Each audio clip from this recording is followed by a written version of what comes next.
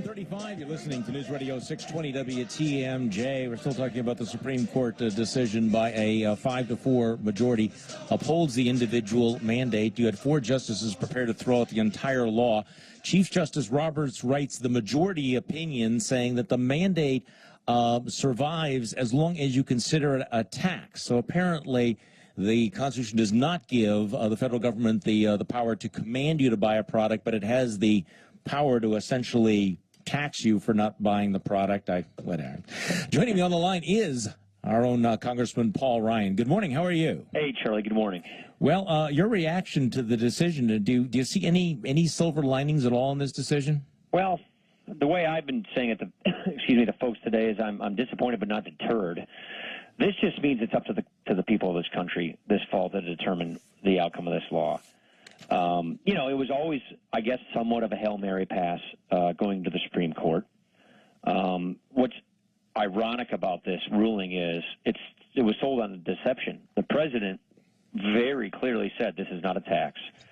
His budget director came and testified to me under oath 2 months ago and said this is not a tax. It's a penalty, a mandate.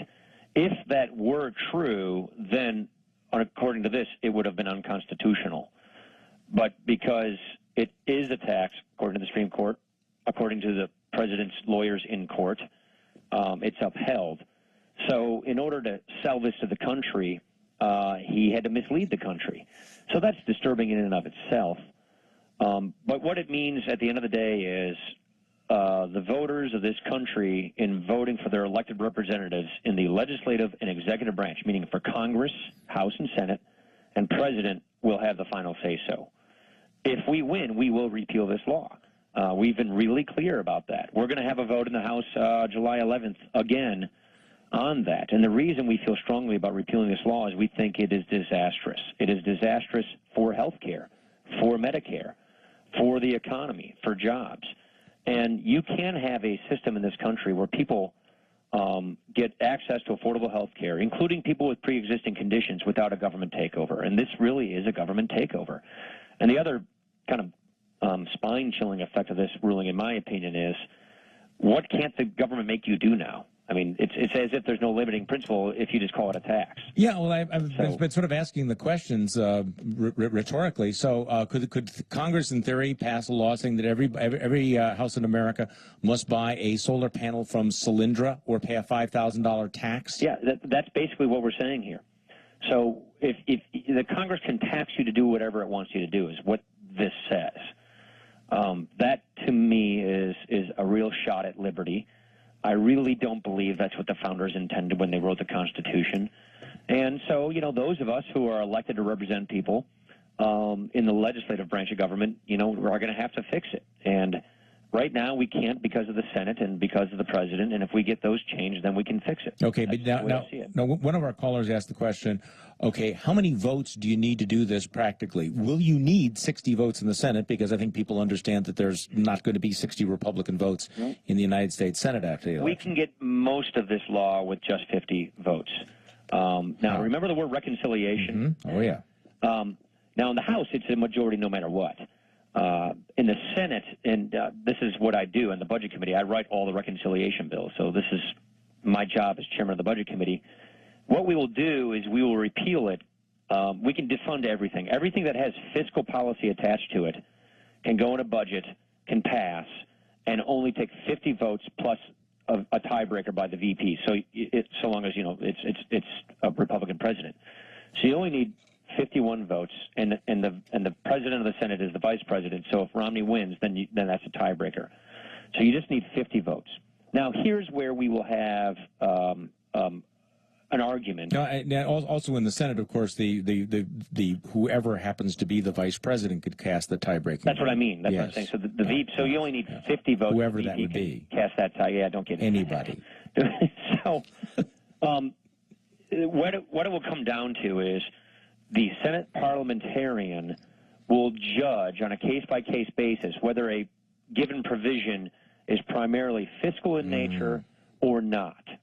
So everything that has a tax or spending aspect to it, the Medicare rationing board, all the mandates, the taxes, the fees, the spending, the subsidies, that can all go through reconciliation and just have a majority vote.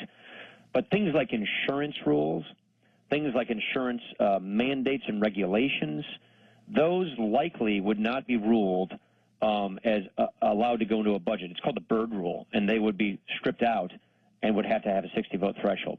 So in my off-the-cuff analysis, just top of my head, but I've been doing this for a while, we could probably get about 80% of this law, effectively repealing it and defunding it, but about 20% of this law, the stuff that are more regulatory in nature, not fiscal in nature, would be upheld, and therefore you would need 60 votes to replace that stuff. Okay, so obviously this is going to be squarely in the middle of the presidential campaign. If this had been thrown out, the campaign would have moved on to other issues. That's right. Do you have any concern that Mitt Romney is at a disadvantage in taking this fight to the president because of his own role in Massachusetts? No, I really don't. First of all, there's a federalism argument there, which is states can, in their state constitutions can go down this path, but not the federal government. And by the way, I'm still going through it. I'm dog-earing this. It's ruling. It's pretty long. They're saying you can't do this on a mandate. But if it's a tax, as you and I just covered that territory. So Romney's been very clear about this, his position, and about how federally you cannot do that. So I don't believe so. I think what you'll have is the president, I just watched his speech, will try and, throw that at Romney. I don't think it's going to really work, because we are very clear in the House, our candidates running for the Senate, about how we're going to repeal and replace this. We have better ideas on how to solve the health care problem, which is a legitimate problem that needs solving.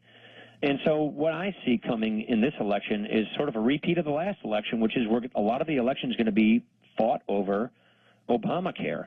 And now that people know so much more about Obamacare, how it's going to cause millions of people to lose the health insurance they get at their jobs, how it's going to be a big budget buster, how it's making your premiums go up, how it's running insurance companies out of business, and how, what we believe will happen will be about 5 insurance companies left who are like public utilities, like your power company, giving you federally run health insurance that you must buy. In a lot of ways, politically, the president would have been better off if he would have lost this, because then it would have been taken off the. I think that's right. He could have gone to his base and said, "See, I tried. It's those evil right wingers who took it away." As it is now, it becomes squarely again in front of the voters, and they're going to have to consider, all of these things that you've been talking about, what's going to happen with Medicare, all of the different mandates and everything, plus. I think the uncertainty that's been hanging over the economy with employers remains in place, and you're not going to have what might have been, a spike in employment that would have, ironically enough, helped the president between now and November. Yeah, don't forget, there's a $500 billion tax increase attached to this thing that starts in January. So that tax increase is now going to continue coming if the president's reelected and we don't repeal this, and that's something we can repeal with just 50 votes in the Senate. So. Massive tax increase. It takes $500 billion from Medicare to spend on Obamacare. It puts a board of 15 people in charge of price controlling and rationing Medicare in ways that will lead to denied care for seniors. It puts all these taxes on individuals and businesses. It encourages businesses to dump their people in the government exchange, which will run up the cost of this, blow a hole in the deficit, and you will lose your choice of health care plans. So. Higher premiums, higher taxes, less jobs, more price controls and rationing to Medicare, more doctors not even taking Medicare anymore. What the actuaries tell us is hospitals and doctors will get about 80 cents on the dollar going down to 30 cents on the dollar, and up to 40% of Medicare providers will just stop taking Medicare as a result of this law. So all of those things are going to be relitigated now in this next election like they were in 2010.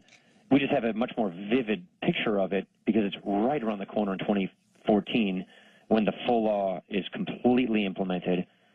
The next president and the next Congress are going to determine so many things, which in the nutshell is what kind of country we're going to be and what kind of people we want to be. Do you want the opportunity society with a safety net, or do you want the cradle-to-grave welfare state with what I would call a debt crisis that the president's bringing us toward? That's the choice of two futures we have in front of us. This ruling today just adds on top of the heap the consequences of this election and who we decide to send to represent us in our government. And we can't outsource that apparently to the judiciary. We're going to have to do that ourselves. Yeah, that's right. Congressman Paul Ryan, thanks so much for joining me. I appreciate it very much. You bet, Charlie. Have a good one. Congressman Paul Ryan discussing the prospects for repeal. You're listening to News Radio.